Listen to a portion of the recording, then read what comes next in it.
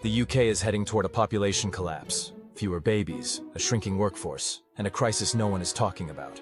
For a country to maintain its population, the birth rate needs to be around 2.1 children per woman.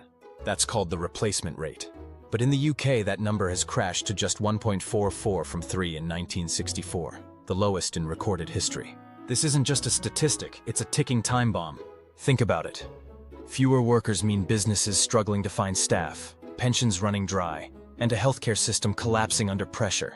If this trend continues, Britain could soon face an economic winter it won't recover from. Every year, fewer babies are born, while the number of retirees needing healthcare and pensions keeps growing. And here's what makes Britain's situation even worse. No other G7 country has seen such a dramatic drop in birth rates.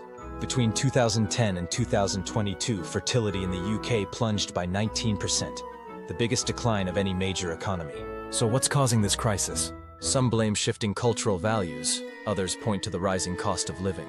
But here's what no one is saying. The biggest reason might be the simplest one of all. People aren't having kids because they can't afford a home. Because here's the thing. Back in 2008, during the worst financial crash in modern history, the UK actually saw a short-term baby boom. Why? Because when interest rates were slashed, families suddenly had more money, and that extra financial breathing room led to 50,000 more births. This proves a simple but powerful truth. When housing is affordable, people have kids. When it isn't, birth rates collapse. And that's exactly what's happening in Britain right now. It might sound strange, but the worst financial meltdown in modern history actually led to a mini baby boom in the UK. When the global economy collapsed in 2008, the Bank of England had to act fast to prevent total disaster. It slashed interest rates to historic lows, making borrowing cheaper and cutting mortgage costs for millions of households. For homeowners, this was an unexpected lifeline. On average, families saved around £4,000 per year on their mortgage payments. And what did many of them do with that extra money? They had more children. Economists Fergus Cumming and Lisa Detling found that in the 3 years after 2008, this mortgage relief led to a 7.5% increase in birth rates. That's 50,000 extra babies who might not have been born otherwise. Why? Because financial stability plays a huge role in family planning. When people feel secure, when they're not drowning in debt or worried about making rent, they're far more likely to start or expand their families. But here's the key point. This wasn't a long-term fix. As interest rates eventually went back up, so did housing costs. And as mortgage payments and rents skyrocketed, birth rates plummeted again. This proves something crucial. Housing affordability directly influences whether people have children. And if a temporary drop in housing costs was enough to cause a baby boom, imagine what decades of unaffordable housing have done to the UK's fertility rate. But is this just a UK problem? Not at all. Across the world, the link between housing costs and birth rates is undeniable. Let's start with Brazil, one of the few places where we have an almost scientific experiment on this issue. In Brazil, housing credit is distributed through a lottery system. Some people get access to a mortgage years earlier than others, purely by chance. This created a perfect opportunity for researchers to compare two groups. 1. Couples who won the mortgage lottery and got housing early. 2. Couples who had to wait longer to buy a home. The results were astonishing. Young couples who secured housing were 32% more likely to have a child. And they didn't just have kids sooner. They had more children overall, averaging 33% more than those who didn't get housing support. Now let's look at South Korea, the country with the lowest fertility rate in the world. A 2024 report by the Korea Research Institute for Human Settlements found that housing costs were the single biggest factor influencing whether families decided to have children. 30.4% of married couples said the cost of housing directly affected their decision to have a first child. This clearly reflects, when homes are out of reach, birth rates fall. But here's what's even more shocking. The UK is suffering worse than almost any other developed nation. The UK doesn't just have an affordability problem. It has a policy-made crisis that's been decades in the making.